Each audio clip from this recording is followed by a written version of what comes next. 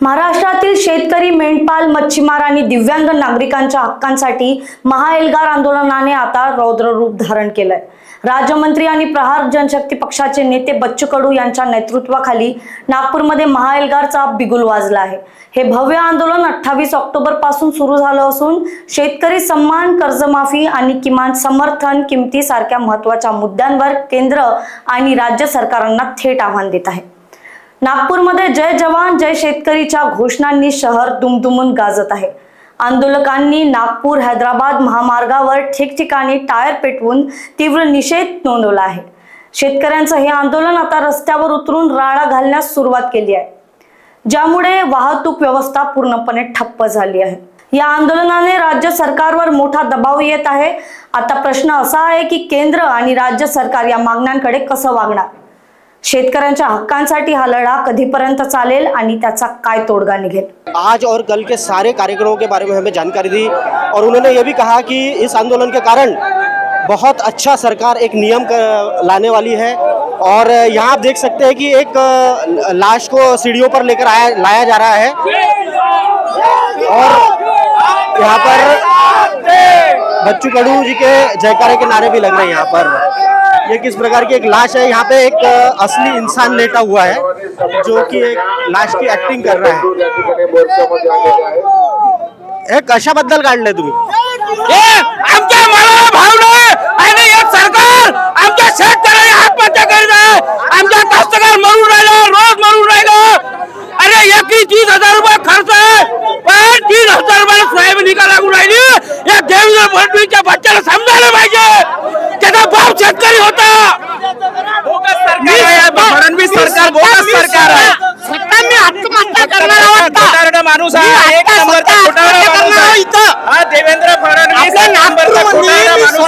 शेतकऱ्यांसाठी काहीच करू शकत नाही तो। शेतकऱ्याच्या आत्महत्या होऊन राहिल्या तरी त्याचं लक्ष नाही।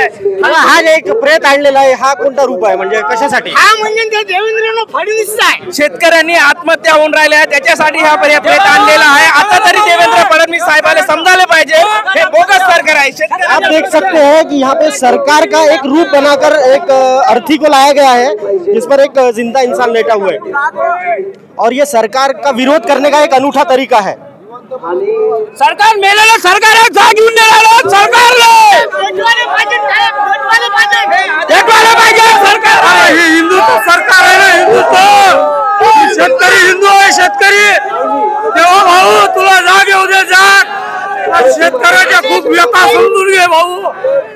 शेतीमालाला भाव नाही, वरून निसर्गाचा प्रकोप।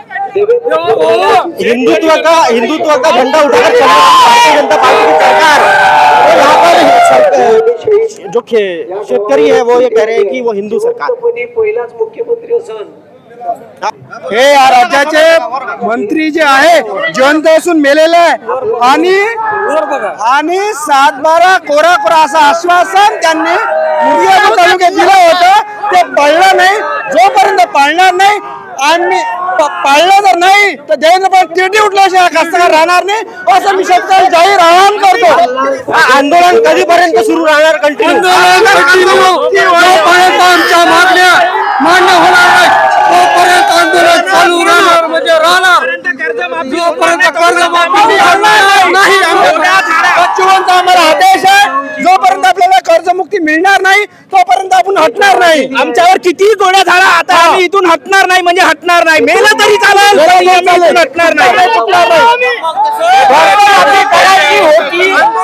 कर्जमाफी करायची होती ना, खोटं आश्वासन देऊन आमच्या मतदार घेतलंय का? तुमच्या हातात काय लागवा? सरकार आहे कर्जमाफी करायची आश्वासन देऊन आमच्या मतदार भोगायला घेतलंय का? या सरकारच्या गोळ्या कमी पडा, पण आमच्या शेतकऱ्याच्या ढाचा कमी पडला नाही। तुमच्या सरकारकडून जर कर्जमाफी होत नसेल, एक मामीचा कार्यक्रम होऊ द्या, पैसा उडवलो आम्ही तुमच्यावर। अवकाश नाही तुमच्या सरकारची। चर्चेसाठी आमंत्रित करते पश्चिम बहुमत आणि तिकडे आमच्या लोकांच्या गाड्या अडून राहिलो। आणि मला या सरकारला सांगायचं हे अधिक अर्ध लोकांकडून सुद्धा इथं आलेली आहे। एवढे शेतकरी येणार आहे इथं का महाराष्ट्र पुरा येणार नाही, कापून टाकणार आम्ही। किसान जो है वो बहुत ही ज्यादा गुस्से में इस वक्त, और सरकार के विरोध में यहाँ पर नारे लगा रहे हैं और यहाँ पर एक प्रकार का एक रेत जिसको लाश बोलते हैं वो भी उठाया गया है यहाँ पर। और यहाँ पे आप देख सकते हैं कि बहुत नारेबाजी भी की जा रही है यहाँ पर।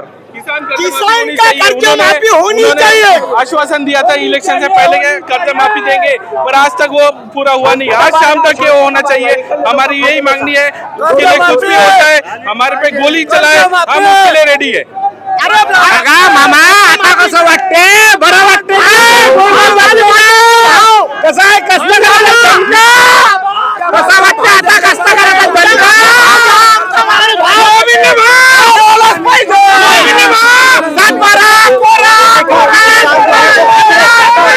यहाँ पर कैमरा पर्सन अविनाश के साथ लोकवाहिनी नागपूर। आम्ही या प्रकरणी पाठराखण करत आहोत। पुढील अपडेटसाठी बघत रहा लोकवाहिनी मीडिया नागपूर।